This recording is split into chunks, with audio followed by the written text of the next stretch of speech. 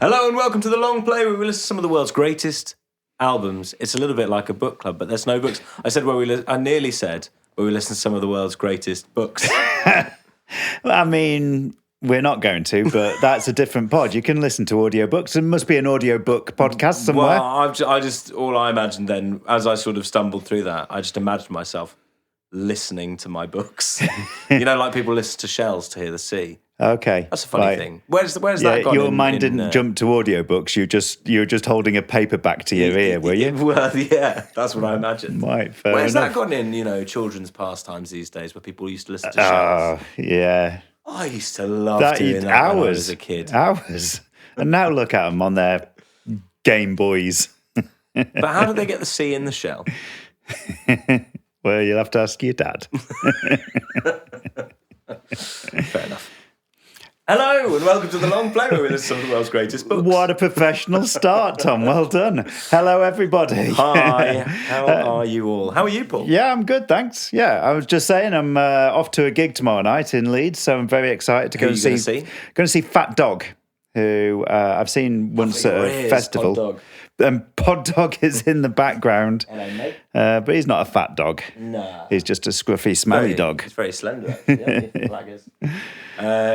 Yeah. Welcome. So here we are with the intro to this month's album in the month of November. Exactly.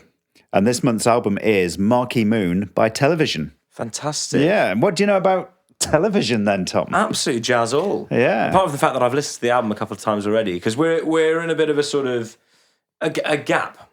Every month we've sort of pushed ourselves a tiny bit, like a day later and a day later. But this month, both of us were busy. I've been in the studio working, and Paul was away on holiday. Exactly. Having a nice time.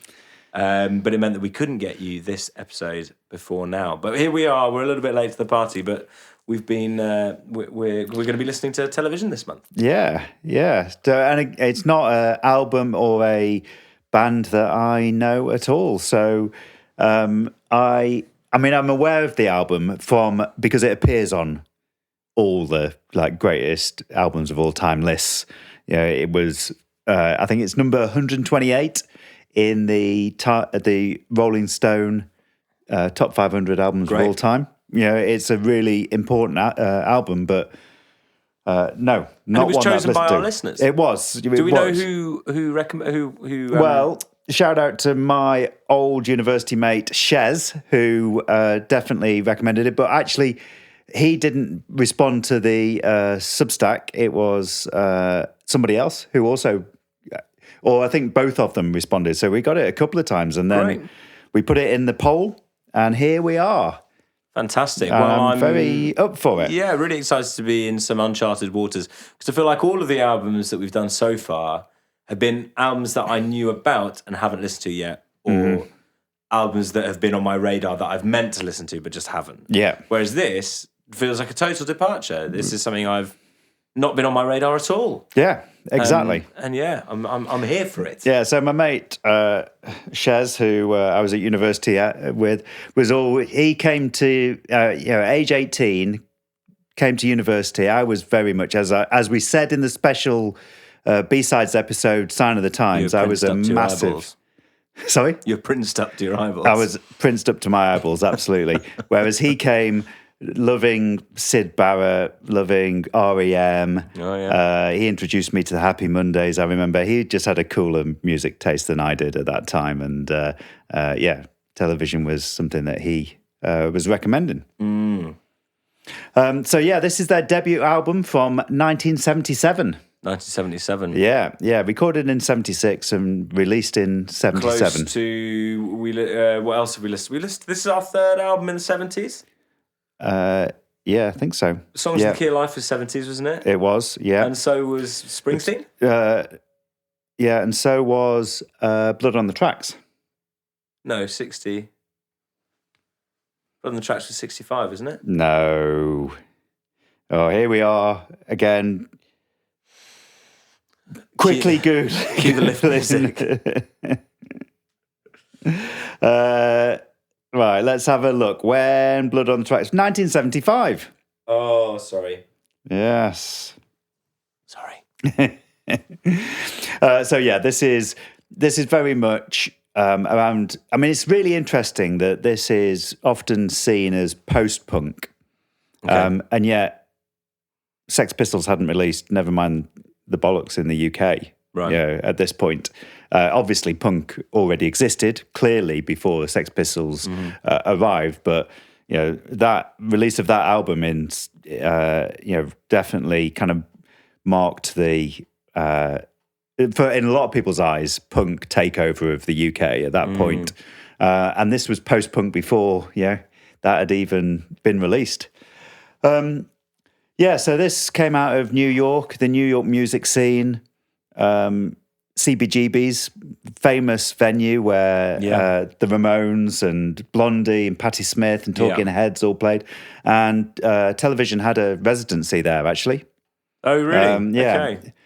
Prior to this album being released, and then they were signed. Wow. And this was kind of the culmination of that CBGB's period of their time. That was the now equivalent of having loads of followers on Instagram. Yeah. You'd have a residency and you'd be playing in a place. So the same happened with Jeff Buckley. He was playing in a cafe on a particular day every week. Yeah. And then all of a sudden, all the bigwigs at the record labels started found out. Up. Yeah. And all of a sudden, you just couldn't get in. Yeah. But yeah, that's today's equivalent. Yeah, so they released this in 77. They released a second album, actually, in 1978, Adventure, and they split up in 78. There you go. They did get back together in the 90s. They reformed, but that kind of 78, 79, 77, 78 was very much their period. And actually this album was considered a commercial failure in the US, but it was successful in the UK. It's got a very UK sound about it, from what I've heard so far. Well, I think. Yeah. The two singles, Marquee Moon and Prove It, were both chart hits in the UK.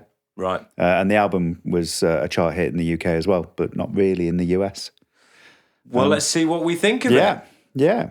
We'll be back in a month letting you know whether Shez was right or wrong. Yeah, exactly. So we will, in a week or so, we'll be sending out a mid-month missive. Gosh, get your skates on, Paul. I better actually do my research and get us some content for that. Yeah, it's going to be a bit of a different mid-month missive this month with knowing, I guess, little about the band. Yeah. Well, that's what the mid-month missive is all about, is to give us that context and that wider feel for the album. And so if you're not already subscribed, get subscribed. thelongplaypod.substack.com.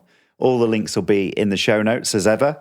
But yeah, if you sign up there, I'll be sending out a mid-month missive with some kind of reviews, background reading, all of that sort of stuff, so you can find out a little bit more about this album. Yeah. And we also said last, in the tie-up episode of Kid A, we said, if you're listening to Somewhere Far Flung, send us a picture of you listening to the album somewhere, wherever you are. We'd love to, we'd love to see where everybody is at in the world. Paul was listening to Kid A in Croatia. Cyprus. And he's listened to it in Canada. I went to Portugal and listened to Taylor Swift there.